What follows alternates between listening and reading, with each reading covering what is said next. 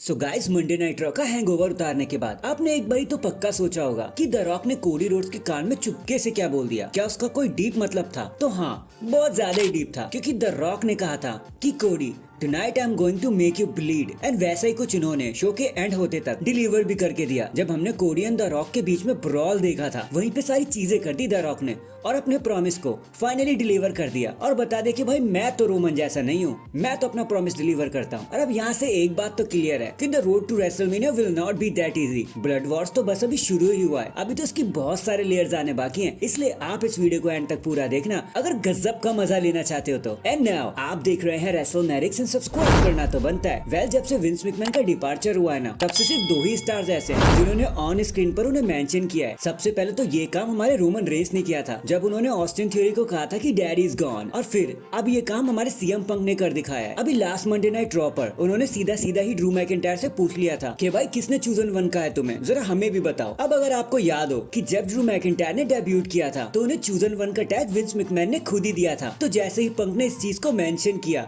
तो हर कोई इस पर ट्रिप लेने लगा, शॉक ही हो गया। एंड अब कुछ लोगों का तो ऐसा मानना है कि डब्ल्यूडब्ल्यूई ने अपने बड़े स्टार को एटलीस्ट फ्रीडम देना शुरू कर दिया है कि वो अपने प्रोमोस को एक्साइटिंग बनाने के लिए फॉरबिडेड वर्ड्स भी यूज कर सकते हैं, क्योंकि अगर ऐसा ना होता तो मजाला किसी की कि वो चूचा भी कर जाए किसी रिलीज सुपरस्टार के चलते। बाकी सच बताऊं तो यार ठीक ही हुआ, इतना तो फ्रीडम मिलना ही चाहिए। एटलीस्ट जो ब्रांड का फ्लैग लेकर आगे चल रहे हैं उनको तो फ्रीडम मिलना ही चाहिए। बाकी इससे जुड़ी एक चीज ये भी है कि ज्यादातर चीजें जो Seth Rollins and CM Punk ने कही या फिर ड्रू मैकिंटायर ने कही, वो सारी ही चीजें स्क्रिप्टेड नहीं थी। माहौल को महसूस करते हुए उन तीनों ही स्टार्स ने इम्प्रोवाइज करना शुरू कर दिया। बैक स्टेज में सीन कुछ ऐसा था कि उन्होंने स्क्रिप्ट लेने से क्लियरली मना कर दिया कि भाई लाइव स्टेज पर जाकर जो होगा बस वो बोल देंगे, और वैसे ही कुछ उन्होंने डिलीवर भी करके दिया। और वो प्रोमो बना one of the best promos in recent memory. Next June 2023 में डब्ल्यूडब्ल्यूई ने एक डॉक्यूमेंट फाइल किया था डेवलपमेंट एंड रिलेशंस को लेकर।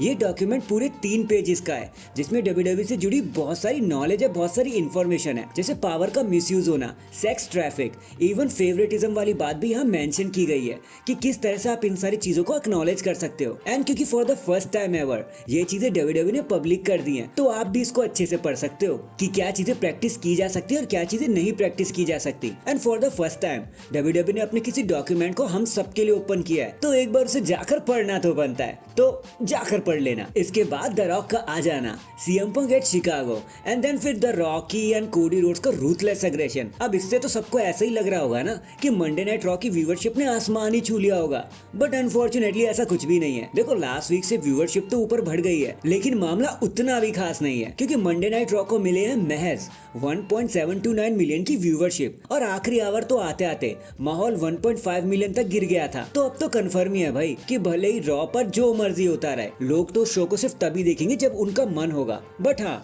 एक फैक्टर ये भी था कि डब्ल्यूडब्ल्यूई का सीधा कंपटीशन दूसरे स्पोर्ट से भी था, तो चीजें तो ऐसी होनी ही थी। वो तो भला हो सीएम पंक का कि वो शो पर आ गए, तो सेकंड आवर डब्ल्यूडब्ल्यूई का बहुत बढ़िया निकल गया एंड 1.88 मिलियन की व्यूअरशिप मिल पाई। लेकिन फिर भी 2 मिलियन से तो वो भी काफी दूर है। इन दी एंड मिस्टर रिच हॉलैंड, जो कभी ब्रॉल एंड ब्रूट्स का पार्ट हुआ करते थे, वो हाल ही में एक स्टेप नीचे आ गए हैं। मतलब इन रिंग एक्शन को वो शायद ही अब उतना तवज्जो देंगे जैसा कभी दिया करते थे। अब चीजों को थोड़ी और हवा देने के लिए डब्ल्यूडब्ल्यूई ने उन्हें एक्टिव स्टार्स की लिस्ट से हटाकर एल्यूमिनी सेक्शन में धकेल दिया है। एंड वैसे भी कुछ अच्छा हो भी नहीं रहा था उनके साथ, स्पेशली जब वो एनएक्सटी पर गए, तब से तो उनका माहौल और ज्यादा बुरा हो गया। बाकी लेट्स सी फ्यूचर उनके लिए क्या लेकर आता है, बट फिलहाल के लिए उन्हें एल्यूमिनी सेक्शन से ही काम चलाना पड़ेगा। So that is it guys, अभी के लिए तो बस इतना ही। आप मुझे बताना कि भाई जब the rock and CM Punk जैसे स्टार्स भी 2 मिलियन की रेटिंग नहीं ला पा रहे, तो अब और क्या करना चाहिए मंडे नाइट को हालात सुधारने के लिए? कमेंट करके जरूर बताना। एंड चैनल पर नया है तो चैनल को जल्दी से लाइक एंड सब्सक्राइब कर दो। बाकी मैं मिलता हूँ आपसे किसी और अपडेट के साथ, तब तक के लिए अपना ख्याल रखें और खुश रहें।